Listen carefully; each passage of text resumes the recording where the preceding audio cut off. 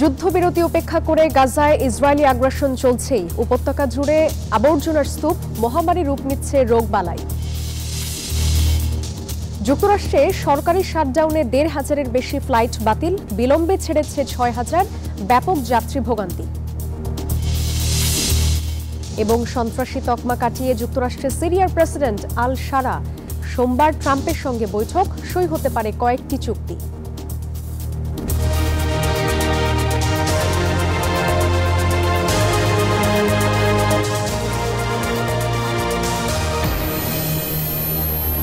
স্বাগত গ্লোবাল টাইমে। বিশ্বের নানা প্রান্তের খবর নিয়ে আপনাদের সাথে আছে আমি জান্নাতুল সাদিয়া। দেখছিলেন শিরোনামগুলো, এবার বিস্তারিত। ফিলিস্তিনের গাজায় ইসরায়েলি হামলায় প্রাণহানি ৬৯,০০০ ছাড়িয়েছে। এদিকে পশ্চিম তীরেও হামলা বাড়িয়েছে ইসরায়েলি সেনাবাহিনী। গাজায় যুদ্ধবিরতির ১ মাস পরও গোলাবর্ষণ চলছেই। এই সময়ের মধ্যে অন্তত ২৫০ ফিলিস্তিনির প্রাণ গেছে। পশ্চিম তীরে শনিবার সাংবাদিকদের ওপর চড়াও হয় ইসরায়েলি বাহিনী। এতে ফিলিস্তিনিদের মধ্যে ব্যাপক ভীতি সৃষ্টি হয়েছে। সম্প্রতি গাজায় গণহত্যার অভিযোগে ইসরায়েলের প্রধানমন্ত্রী বেনয়ামিন নেতানিয়াহুর বিরুদ্ধে গ্রেপ্তারি পরোয়ানা জারি করে তুরস্ক। যুদ্ধবিধ্বস্ত গাজা এখন দূষিত শহর। উপত্যকা জুড়েই এখন আবর্জনার স্তূপ।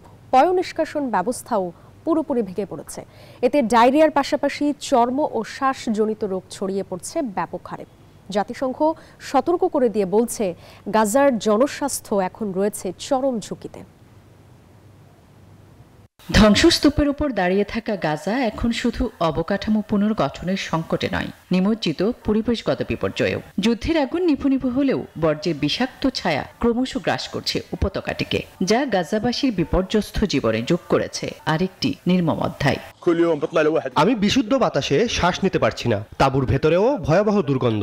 বাচ্চারা চুলকানি ও অসুস্থতায় ভুগছে। গাজার বিভিন্ন তাঁবু শিবিরের আশেপাশে জমে থাকা বিশাল আবর্জনার স্তূপ এখন দুর্গন্ধ, মাছির ঝাঁক এবং নানান রোগের বিস্তারের আখড়া। এছাড়াও অঞ্চলটির পয়ঃনিষ্কাশন পুল, বোমা হামলার স্থান থেকে আসা বিপজ্জনক বর্জ্য এবং পোড়া কাপড় ও প্লাস্টিকের বিষাক্ত ধোঁয়া গাজার বাতাসকে বিষে পরিণত করেছে। ড্রেনেজ ব্যবস্থা ধ্বংস হয়ে যাওয়ায় নিরাপদ খাবার পানির উৎসও দূষিত হয়ে পড়ছে। গাজা জুড়ে ছড়িয়ে পড়ছে ডায়রিয়া, চর্ম ও শ্বাসজনিত রোগ। তাঁবুগুলো জনাকীর্ণ এবং আবর্জনার স্তূপের পাশে হওয়ায় দ্রুত নানা রোগ ছড়াচ্ছে। এতে মশামাছি, পিঁপড়া এমনকি উকুনেরও সংখ্যা বৃদ্ধি পেয়েছে। কিছু মাছি ইম্পেটিগোর মতো ব্যাকটেরিয়াজনিত রোগ ছড়াচ্ছে। জাতিসংঘের তথ্য বলছে, গাজায় বর্তমানে জমে থাকা অপরিশোধিত বর্জ্যের পরিমাণ ২ মিলিয়ন টন, যা অঞ্চলটির জনস্বাস্থ্য, পরিবেশ এবং ভূগর্ভস্থ পানির জন্য বিশাল হুমকি। আসমা তুলি, নিউজ 24। যুক্তরাষ্ট্রে দীর্ঘ শাটডাউনের জেরে শনিবারও বাতিল করা হয়েছে প্রায় ১৫০০ ফ্লাইট। এছাড়াও দেশটির ১২টি প্রধান শহরের ৬,০০০-এর বেশি ফ্লাইট বিলম্বে ছেড়েছে।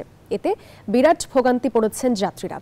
কেন্দ্রীয় সরকারের এই অচলাবস্থা অব্যাহত থাকলে ২০% ফ্লাইট চলাচল কমিয়ে দেয়া হবে বলে জানিয়েছে মার্কিন পরিবহন মন্ত্রণালয়। মার্কিন ইতিহাসে দীর্ঘতম শাটডাউনে স্তব্ধ যুক্তরাষ্ট্রের জনজীবন, যার জেরে মার্কিন প্রশাসনেও তৈরি হয়েছে কর্মী সংকট। এর প্রভাব পড়েছে দেশটির বিমান চলাচলেও। দেশটির প্রধান শহরে চলছে ফ্লাইট বাতিলের হিড়িক।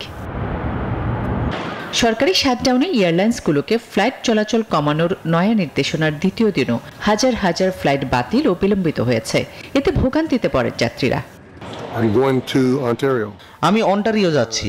দারুণ একটা সফর করব ভেবে এসেছি, কিন্তু ফ্লাইট বিলম্বের কারণে এখন চরম বিরক্ত বোধ করছি। আমাদের ফ্লাইট ছাড়ার কথা রাত ১টায়, এখন সেটি নাকি ছাড়বে ভোর ৫:৩০টায়, অথচ আমাদের সেখানে জরুরি একটা কাজ আছে। শাটডাউনের জেরে যুক্তরাষ্ট্রের এয়ার ট্রাফিক কন্ট্রোলারদের অধিকাংশই ১ মাসেরও বেশি সময় ধরে বেতন পাচ্ছেন না। একই অবস্থা বিমানবন্দর কর্মীদেরও। এই অবস্থা জারি থাকলে ফ্লাইট বাতিলের হার ২০% পৌঁছাতে পারে, এমন বার্তাই দিয়েছে মার্কিন পরিবহন মন্ত্রণালয়। সরকারি ব্যয় সংক্রান্ত বিল নিয়ে ডেমোক্রেটিক ও রিপাবলিকান পার্টির আইন প্রণেতারা সমঝোতায় পৌঁছাতে ব্যর্থ হয় গেল ১ অক্টোবর থেকে যুক্তরাষ্ট্রের কেন্দ্রীয় সরকারের কার্যক্রম বন্ধ বা শাটডাউন শুরু হয়। আসমা তুলি, নিউজ 24। পশ্চিমা বিশ্বের দিকে ঝুঁকছে সিরিয়ার নতুন ক্ষমতাসীনরা। সন্ত্রাসী তকমা কাটিয়ে দেশটির প্রেসিডেন্ট আল শারার ওয়াশিংটন সফরে এই চিত্র এখন অনেকটাই পরিষ্কার। সোমবার তিনি হোয়াইট হাউসে গিয়ে মার্কিন প্রেসিডেন্ট ডোনাল্ড ট্রাম্পের সঙ্গে বৈঠক করতে যাচ্ছেন। সহযোগিতা ও নিরাপত্তার ক্ষেত্রে কয়েকটি চুক্তিও সই হতে পারে দুই পক্ষের মধ্যে।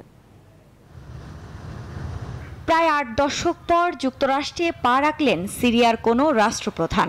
সন্ত্রাসী তকমা কাটানোর পরদিনই শনিবার ওয়াশিংটনে পৌঁছান HTS বিদ্রোহী গোষ্ঠীর নেতা থেকে সিরিয়ার প্রেসিডেন্ট বনে যাওয়া আহমেদ আল শারা। সোমবার হোয়াইট হাউসে যুক্তরাষ্ট্রের প্রেসিডেন্ট ডোনাল্ড ট্রাম্পের সঙ্গে বৈঠকের কথা রয়েছে তার। বৈঠকে গৃহযুদ্ধে বিধ্বস্ত সিরিয়ার পুনর্গঠনে যুক্তরাষ্ট্রের কাছে আল শারা তহবিল চাইবেন বলে ধারণা করা হচ্ছে। এছাড়া আইএসের বিরুদ্ধে যুক্তরাষ্ট্র নেতৃত্বাধীন জোটে সিরিয়ার অংশগ্রহণ নিশ্চিত করতে চুক্তিতে স্বাক্ষরও হতে পারে বলে জানায় গণমাধ্যম। বিশ্লেষকরা বলছেন 1946 সালের পর সিরিয়ার কোনো প্রেসিডেন্টের প্রথম ওয়াশিংটন সফর এটি। যদিও ট্রাম্পের মধ্যপ্রাচ্য সফরে রিয়াদে প্রথমে সাক্ষাৎ হয়েছিল এই দুই নেতার। এদিকে আল শারার যুক্তরাষ্ট্র সফর ঘিরে আন্তর্জাতিক রাজনৈতিক অঙ্গনে চলছে চুলচেরা বিশ্লেষণ। একসময়ের ঘোর শত্রুকে হঠাৎই ট্রাম্প প্রশাসন কেন এত কাছে টেনে নিল সেই প্রশ্ন ঘুরপাক খাচ্ছে। যুক্তরাষ্ট্র সিরিয়ার রাজধানী দামেস্কের কাছে একটি সামরিক ঘাঁটি স্থাপনের পরিকল্পনা করছে এমন খবরও এসেছে আন্তর্জাতিক গণমাধ্যমে। তাই অনেকে বলছেন সিরিয়ার ক্ষমতাসীনরা অবশেষে পশ্চিমা বিশ্বের দিকে ঝুঁকতে শুরু করেছেন। যুক্তরাষ্ট্রের মতো সারার ওপর থেকে সন্ত্রাসী তকমা তুলে নিয়েছে যুক্তরাজ্য ও জাতিসংঘ নিরাপত্তা পরিষদ। ইউরোপীয় ইউনিয়নেও হাঁটছে একই পথে। গত বছর চীন রাশিয়া সমর্থিত বাশার আল আসাদ সরকারকে ক্ষমতাচ্যুত করে আল শারার বাহিনী।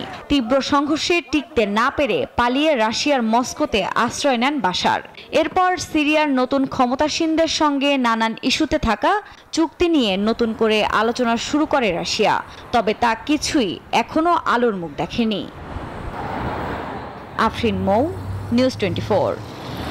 রাজধানী কিয়েভ সহ ইউক্রেনের বিভিন্ন স্থানে ব্যাপক ড্রোন হামলা চালিয়েছে রাশিয়া। শনিবার চালানো রুশ বাহিনীর এই হামলা আঘাত হেনেছে দেশের জ্বালানি অবকাঠামো ও আবাসিক ভবনেও। এতে অন্তত 11 জনের প্রাণ গেছে, আহত হয়েছেন আরও অনেকেই। তবে ইউক্রেনের বেসামরিক স্থাপনায় হামলার অভিযোগ অস্বীকার করেছে মস্কো। এদিকে পুতিন বাহিনীর এমন আগ্রাসনের জবাবে রাশিয়ার বিরুদ্ধে আরও নিষেধাজ্ঞার দাবি জানিয়েছেন ইউক্রেনের প্রেসিডেন্ট ভলোদিমির জেলেনস্কি। ব্রিটিশ সংবাদ মাধ্যম বিবিসিকে শতভাগ ভুয়া সংবাদ মাধ্যম ও প্রোপাগান্ডা মেশিন বলে আখ্যা দিয়েছেন মার্কিন প্রেসিডেন্ট ডোনাল্ড ট্রাম্পের প্রেস সেক্রেটারি ক্যারোলাইন লেভিট। বিবিসিতে পক্ষপাতমূলক প্রতিবেদনের অভিযোগ ওঠার পর ব্রিটিশ দৈনিক দ্য টেলিগ্রাফকে দেওয়া এক সাক্ষাৎকারে তিনি এই মন্তব্য করেন। এর আগে বহুবার সিএনএনকে ফেক নিউজ বলে গণমাধ্যমের শিরোনাম হয়েছেন মার্কিন প্রেসিডেন্ট। মার্কিন প্রেসিডেন্ট হিসেবে ক্ষমতায় এসেই গণমাধ্যমের উপর চড়াও হন ডোনাল্ড ট্রাম্প। বেশ কয়েকবারই মার্কিন প্রভাবশালী সংবাদ মাধ্যম সিএনএনকে ফেক নিউজ বলে আখ্যা দিয়েছেন তিনি। এমনকি এই সংবাদ মাধ্যমের সাংবাদিকদের প্রশ্নের উত্তর দিতেও অস্বীকৃতি জানান। এছাড়া যুক্তরাষ্ট্রের আরেক সংবাদ মাধ্যম নিউ ইয়র্ক টাইমসের বিরুদ্ধে $1,500 কোটি ক্ষতিপূরণের মামলা করে আলোচনায় এসেছেন ট্রাম্প। একইভাবে এবার ব্রিটিশ সংবাদ মাধ্যম বিবিসিকে শতভাগ ভুয়া সংবাদ ও প্রোপাগান্ডার মেশিন বলে আখ্যা দিলেন ট্রাম্পের প্রেস সেক্রেটারি ক্যারোলাইন লেভিট। বিবিসিতে পক্ষপাতমূলক প্রতিবেদনের অভিযোগ ওঠার পর ব্রিটিশ দৈনিক দ্য টেলিগ্রাফকে দেওয়া এক সাক্ষাৎকারে তিনি এই মন্তব্য করেন। লেভিট বলেন, যুক্তরাজ্যে সফরের সময় হোটেল কক্ষে বিবিসির সংবাদ দেখতে বাধ্য হলে তার দিনটি নষ্ট হয়ে যায়। তিনি অভিযোগ করেন, ব্রিটিশ করদাতারা বাধ্য হচ্ছেন এই বামপন্থী প্রচার যন্ত্রের খরচ বহন করতে।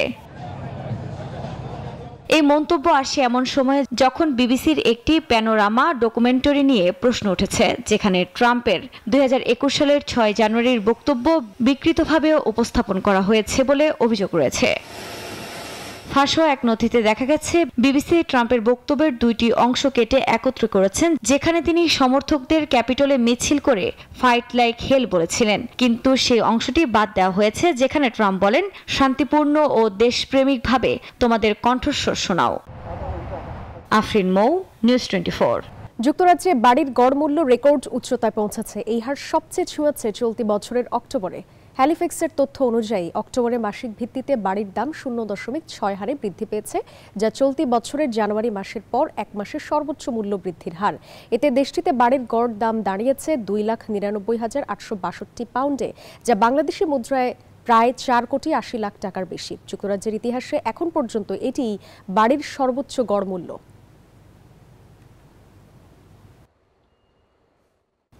ব্রাজিলে শক্তিশালী টর্নেডোর আঘাতে 6 জন নিহত হয়েছেন, আহত হয়েছেন আরও অন্তত 700।